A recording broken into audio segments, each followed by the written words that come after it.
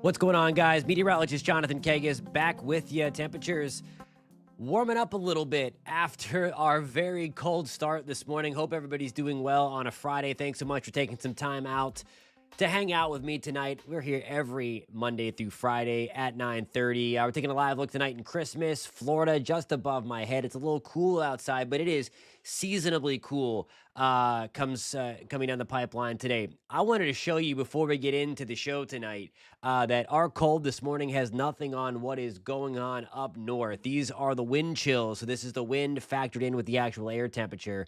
Nasty clipper system working its way through the northern tier of the country, and this is dislodging a big Arctic air mass where the wind chill is more like just about 30 degrees below zero across parts of the Dakotas. Where you see that white shaded color, that's exactly where the wind chill is going to be greater than 30 degrees below zero, and that's basically just north of Alexandria, Minnesota, and then closer to Fargo, Grand Forks, Minot.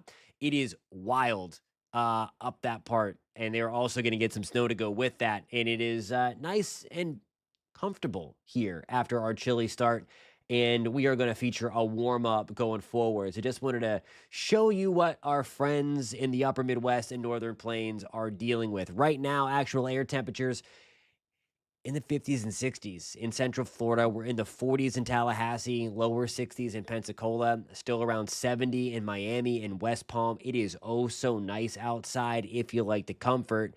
And the big deal for that is we are going to be watching the chunk of high pressure that brought us the chill to slide up and help to pump in some warmer air. So as that area of high pressure moves through, we have counterclockwise airflow around high pressure. So our winds are going to be out of the south and southeast, and that's going to pump in some additional warmth to keep us warmer than where we were last night, but still on the cool side. But we're more like seasonably cool tonight rather than the kind of ugly cold today, the very crisp stuff that we had out there earlier this afternoon. So again, tomorrow when you wake up, it's going to be cool, but not frigid.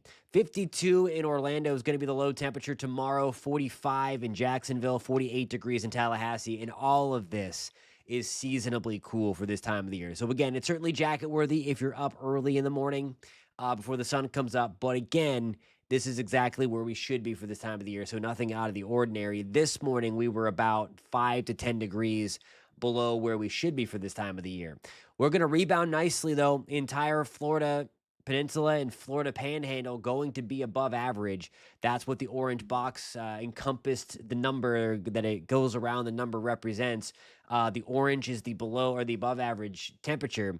That puts us at 77 degrees in Orlando, 80 in Miami and in Naples, and then low 70s for us from Jacksonville to Pensacola and into Tallahassee. Absolutely gorgeous, gorgeous weekend coming down the pipeline.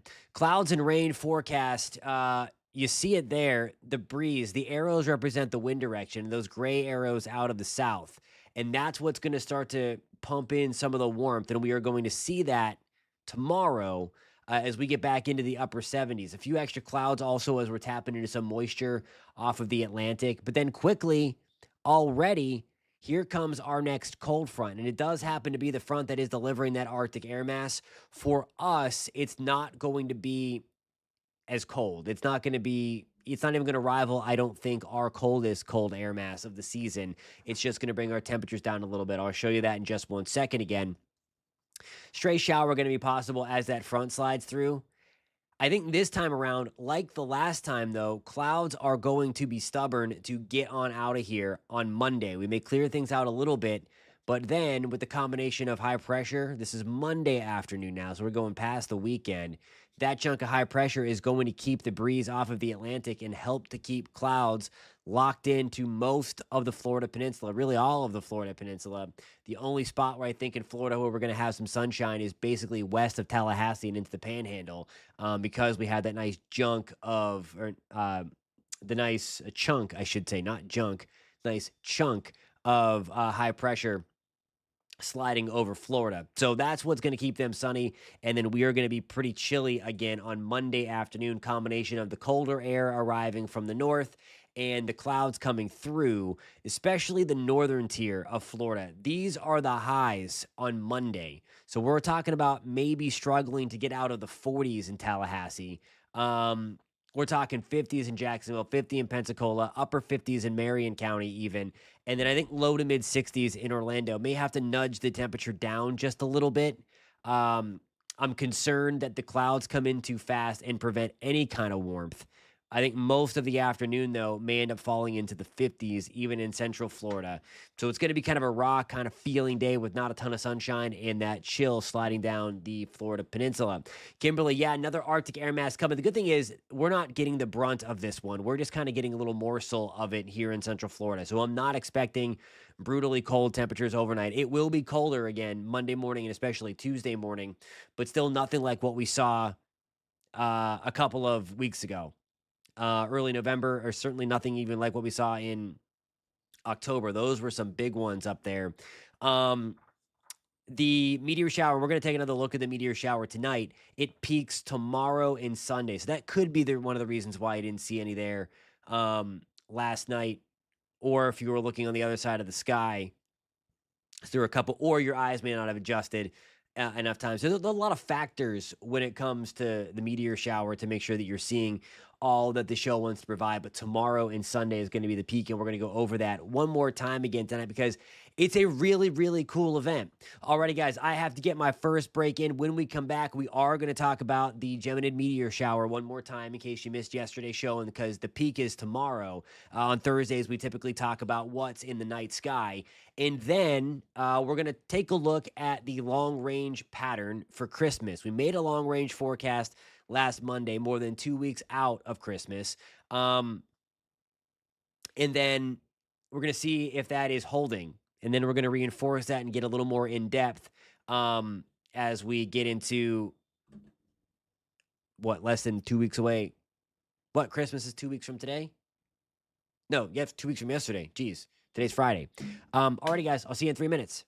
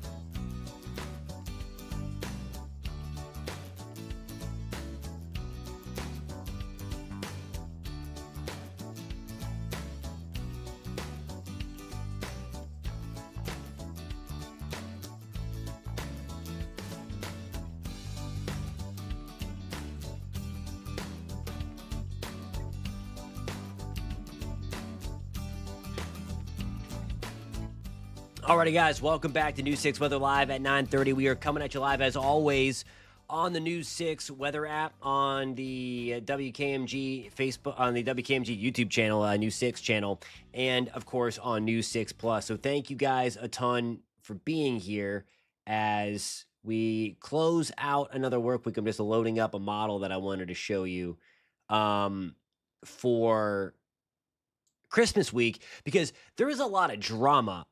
I think I just wanted to scooch in the chair a little bit and just like my hip popped. Saw that live on News 6 Weather at 9:30. Sorry about that, guys. That one hurt a little bit. Um, man. All right. Anyway, um, there's a little bit of drama in the weather world between the social media people and actual meteorologists going back and forth about, okay, is it going to be warm on Christmas or is it going to be cold on Christmas? Here's, I think, what separates, and I mean, we talked about this a lot at hurricane season. I think the people on social media are looking at the wrong things. I don't know what it is. This is the official outlook from the Climate Prediction Center. Let me get back to the weather computer. It's a lot of red, isn't it? This is the temperature outlook for December 20th through December 26th. And the darker the red, the higher the confidence that above normal temperatures are going to take place. Okay. So that is from the Climate Prediction Center. They come out with their long range predictions.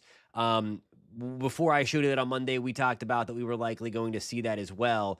I'm going to change this data point because what I'm showing you here is going to be from this morning on the European. The evening European run comes out overnight tonight and early into the morning. But I want to show you, I think this is a really good rendition of what could happen. And I think there's a little subtle chill again coming in on about December 20th. You see the blue in the eastern 2/3, or really eastern third, east of the Mississippi, pushing in. But then watch what happens if this is going to advance. Here we go. There's the 21st. There's the 23rd. There's the 24th. And then the 25th across the northern tier of the country. I think the really only shot here that might stay below normal is going to be right across Minnesota, northern Wisconsin, northern Michigan, and then the extreme northeast. I still think even like that is going to be scoured out a little bit. Let me just check. Yeah, and that kind of sneaks in like a little backdoor front up in New England. So if you know anybody that lives there or traveling there, you might get some sneaky cold air in the like down into the mid-Atlantic. But I think for the most part, I mean, just look at the warmth that's building across the South and that's building across the Mountain West. I mean, the Panhandle, 12 degrees above normal. Here in Central Florida, anywhere from 2 to 5 degrees above normal. That's Thursday, December 25th, which is Christmas.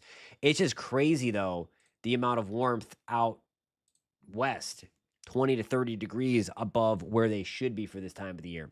So certainly a different change, and a big time pattern flop coming away. The yellow means it's going to be a little bit above average, but not crazy. So we're going to be, I think we're going to be more like the mid to upper 70s. Average for this time of the year on Christmas Day is 73 degrees. This is the straight up model forecast. And I'm showing you this so we can kind of keep tabs on it. And this is what the model has, okay, for Christmas Day. It's pretty warm. Let me see.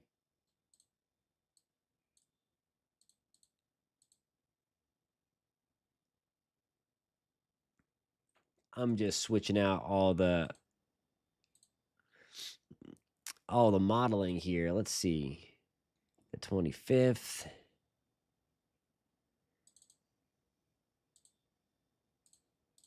But yeah, I think it's going to be warm. And there you go. The model actually now shows 78 degrees. It had been in the lower 70s. But again, I think the warmth surges. We might get a little blip 20th, 21st, where we chill things back down just a little bit.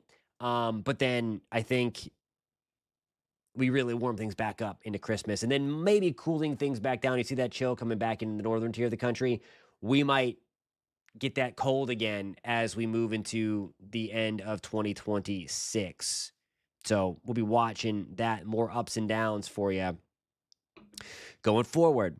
Alrighty, guys. When we come back, we're going to take one final look at the Gemini meteor shower that peaks this weekend. I'll see you in a couple of minutes.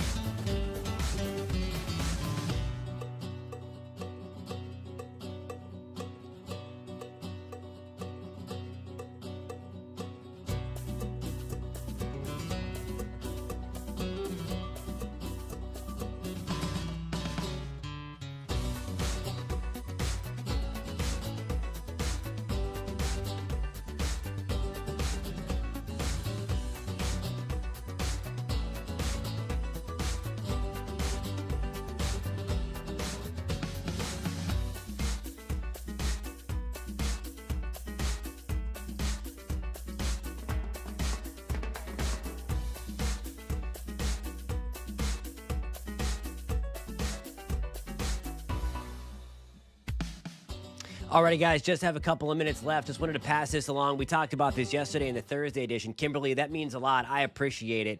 I'm really, really glad that you find it interesting, because I think it's really cool. So thank you for tuning in as always, and thank you for finding it interesting. And good luck this weekend trying to find it. I do think there may be a few of those thin clouds trying to stream through, and the moon is kind of illuminating things, although it's okay. It's not a full moon, but the moon will be illuminated at about 33%.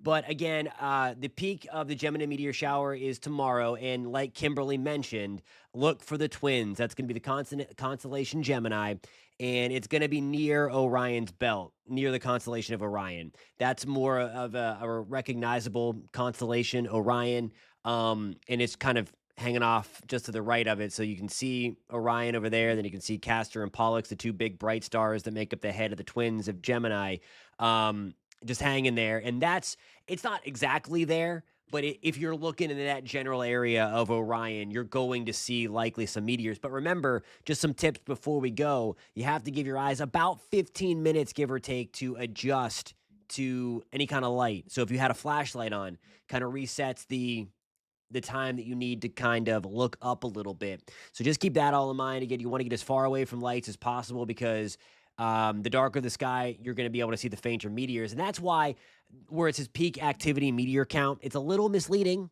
because the only way we're seeing 120 to 150 meteors is if you are on, like, you are out in the middle of nowhere, the forest, Ocala National Forest, anywhere like that, and then you don't have any obstruction from trees or things like that. So that's what I'm looking at on Saturday and Sunday. And if you happen to catch one, I mean, there can't really snap a picture of them unless you have the long exposure lens and you're planning on for that, and you're like an expert at shooting stars. But regardless, it should be a good show, and I'm looking forward to it. Let me know on Monday if you guys see them. Um, oh, you might have saw. There you go. That's a good tip. Kimberly says, yeah, use red. That helps the night vision. So if you have a red flashlight, that's so you can still see what you're doing. It does not impact your night vision if you're using the color red. That very long red meteor, that was probably a Taurid. I would say Taurid. That was probably a Taurid. The Taurids are active in November, and they are notorious for a slower moving, the notorious Taurids. Just made that up. They are notorious, though, for moving a little slower, so they have the long tails, which makes that one. There's not many meteors per hour, but they're slower moving, and they put on the show in that way. They are also a little more susceptible to fireballs, so you see sometimes the very, very bright ones that kind of explode a little bit. So some cool stuff. Each one has kind of their own flavor or personality. These ones will fall in different colors, so let me know, what kind of color you see if you go out and catch a Geminid this weekend.